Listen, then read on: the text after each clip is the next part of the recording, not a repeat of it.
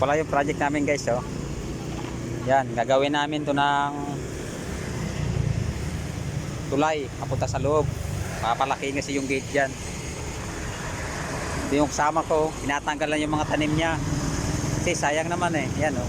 Pitsay, yung mga tanim niya. Saan mo na dadalhin yan, kuya?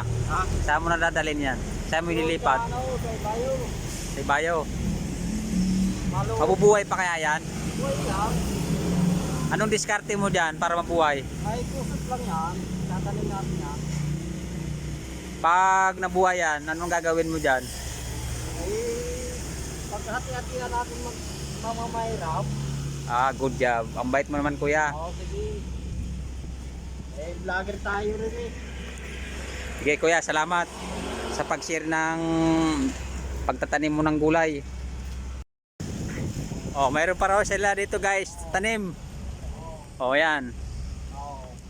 Kuya, ano pala pangalan mo, kuya? Ay, si Charlie Unrubia, taga Sorsogon. Ah, Bicolano. Tubong Bicolano. Oo, ano, Ilang taon ka na, kuya, sa Maynila? 21 years na ako dito. 20 years? Oo, oo. Sa 21 years mo, kuya, gano'n ka na ba? Umuwi ka man lang ng Bicol?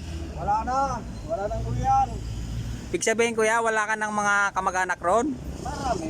Ah, marami. Bali, kuya, ilan ang ano mo? Asawa? Ay, maraming sideline tayo. Kaya ganito, nagtatanim-tanim tayo.